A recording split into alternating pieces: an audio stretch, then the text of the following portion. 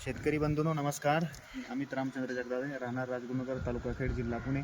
माझं KS agro services या नावाने खते औषध दुकान आहे, वाकी संतोष नगर या ठिकाणी. आज आपण माझ्या स्वतःच्या शेतात हे जे तणनाशक आहे सुमिमॅक्स सुमिटोमो कंपनीचं हे मारत आहे. सोयाबीनची पेरणी आमची परवा झाली आहे. आज दुसरा दिवस आहे.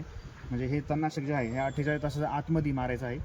तर मार्केटमध्ये वेगवेगळ्या कंपनीची औषधं उपलब्ध आहे. सुमिटोमो कंपनी सुमिमॅक्स आहे, त्यानंतर स्ट्रॉंग आर्म FMC कंपनीचं आहे, त्यानंतर ऑथॉरिटी नेक्स्ट हे जे FMC कंपनीचं आहे. असे मार्केटमध्ये बरेच औषधं आहेत, पण या सर्व औषधामध्ये जे सुमिमॅक्सचा जो रिझल्ट आहे तो मला वैयक्तिक चांगला वाटतो, म्हणून मी माझ्या स्वतः शेतामध्ये देखील सुमिमॅक्स हे औषध मारत आहे. हे औषध मारल्यानंतर जवळपास 2 महिने शेतामध्ये आपल्या गवत उगवून येत नाही आणि आपल्याला खुरपणीचा खर्च वाचतो.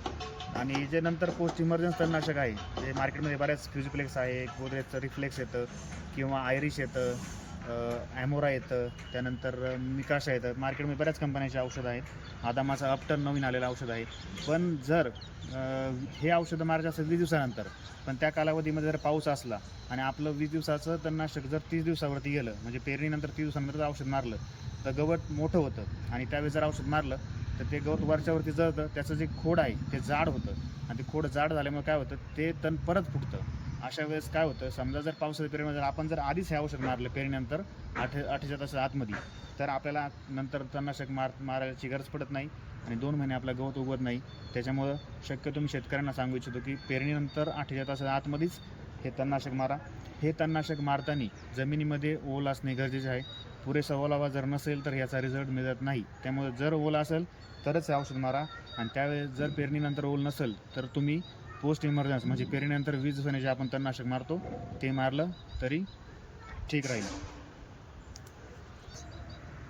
हे सुमिमॅक्स औषध पंपाला 10 ml प्रति पंपाला 10 ml असं मारायचं.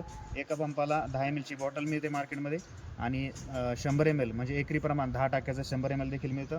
तर आपण हे एका पंपाला 10 ml असं औषध टाकत आहे. तर मागाशी सांगितल्याप्रमाणे हे जे औषध मारतो आपण सुमिमॅक्स, तर हे औषध मारताना जमिनीमध्ये पुरेशी ओल असणे गरजेचं आहे. कारण बऱ्याच वेळा काय होतं, जर पुरेशी ओल नसली तर औषधाचा रिझल्ट मिळत नाही आणि शेतकरी दुकानदारावरती त्याचा दोष देतो किंवा कंपनीवरती दोष देतो. तर कंपनीने सांगितलं आहे की हे औषध मारताना 2 दिवसाच्या आतमध्ये मारायचं आहे आणि जमिनीमध्ये पुरेशी ओल असली पाहिजे. आणि तसंच औषध मारताना काय होतं, बऱ्याच वेळा शेतकरी पळत सुटतो. मग थोडक्यात म्हणजे पटापट चालतो, उरकण्याच्या मागं लागतो. हे औषध मारताना वारं नसलं पाहिजे. वाऱ्याचा जर वेग जास्त असेल औषध वाऱ्याने उडून जातं, त्याच्यामुळे जमिनीवर ते वेगळ्या प्रकारे एक थर देत नाही. तर हे कशा प्रकारे आपण मारायचं मी तुम्हाला दाखवतो. ज्यावेळेस औषध मारतोय तर एक समान प्रकारे जमिनीवरती थर द्यायचा आहे, लेअर द्यायचा आहे. एकदम सावकाश झालं तरी चालेल, औषध जास्त लागू द्या, पण एक समान थर जर आपण दिला तर काय होतं का, हे औषधांवरती कोटिंग तयार करतं आणि कोटिंग तयार केल्यामुळे काय होतं, 2 महिने आपल्याला कोणतंही गवत उगवत नाही. हे पहा, एक समान प्रकारे एक लेअर द्यायचं आहे, जेणेकरून काय होईल, जमिनीवरती एक व्यवस्थित कोटिंग तयार होईल.